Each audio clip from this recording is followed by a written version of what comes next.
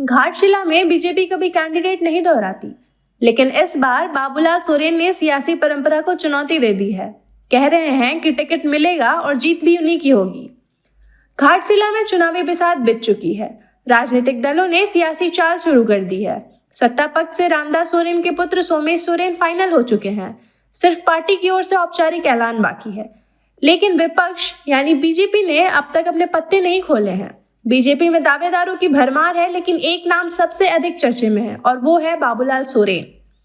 पूर्व मुख्यमंत्री चंपई सोरेन के पुत्र बाबूलाल सोरेन घाटशिला विधानसभा उपचुनाव में बीजेपी से प्रबल दावेदार हैं।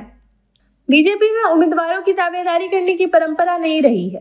पार्टी के प्रदेश नेतृत्व के फीडबैक पर केंद्रीय नेतृत्व उम्मीदवार का नाम तय करता है और फिर घोषणा की जाती है। लेकिन इस बार बाबूलाल सोरेन ने अपनी उम्मीदवारी के लिए दावेदारी कर दी है।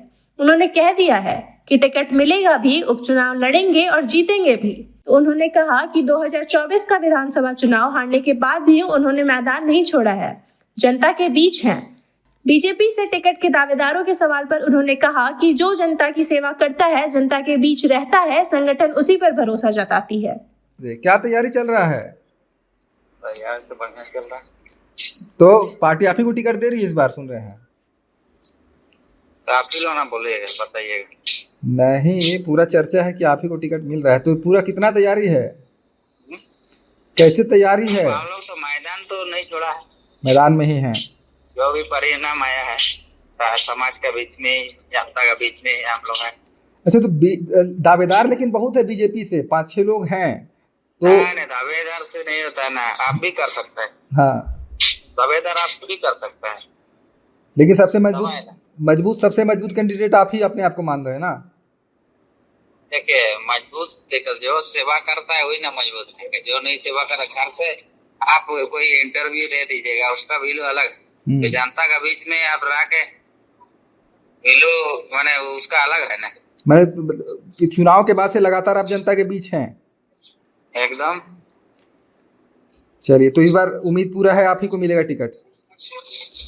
ठीक, और उम्मीद है और जीत भी जाएंगे। जीत भी जाएंगे। चलिए, बहुत बढ़िया। 2024 के विधानसभा चुनाव में बाबूलाल सोरेन ने घाटशिला सीट से बीजेपी की टिकट पर चुनाव लड़ा था।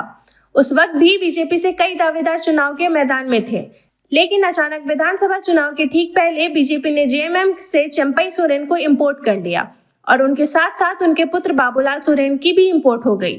बीजेपी ने सभी प्रबल दावेदारों को दरकिनार कर बाबूलाल सोरेन को टिकट थमा दिया था। बाबूलाल सोरेन ने पूरी ताकत के साथ चुनाव भी लड़ा। पिता चंपई सोरेन ने भी बेटे के लिए खूब मेहनत की, लेकिन बाबूलाल चुनाव हार गए। अब एक बार फिर उपचुनाव में बाबूलाल टिकट के दावेदार हैं। बीजेपी का एक बड़ा वर्ग कह रहा है कि बाबूलाल सोरेन को ही टिकट मिलेगा, लेकिन नेताओं का एक वर्ग कह रहा है कि टिकट कटेगा। टिकट मिलने के पीछे यह तर्क है कि बाबूलाल सोरेन के पिता चंपई सोरेन कोल्हान प्रमंडल में बीजेपी के एकमात्र विधायक हैं और कोल्हान में उनकी जबरदस्त पकड़ है। इसीलिए बीजेपी के दूसरे उम्मीदवार से बाबूलाल का पलड़ा भारी है। 2024 के विधानसभा चुनाव में चंपई सोरेन खुद सरायकेला विधानसभा सीट से प्रत्याशी थे, इसीलिए बेटे की सीट घाटशिला पर बहुत ध्यान नहीं दे पाए। लेकिन उपचुनाव में चंपई फ्री रहेंगे और बेटे के जीतने के लिए घाटशिला में कैंप भी करेंगे। वहीं टिकट कटने के पीछे यह तर्क है कि 2024 के विधानसभा चुनाव में बाबूलाल पार्टी की उम्मीदों पर खरे नहीं उतर पाए। चंपई सोरेन का हाथ होने के बावजूद चुनाव हार गए।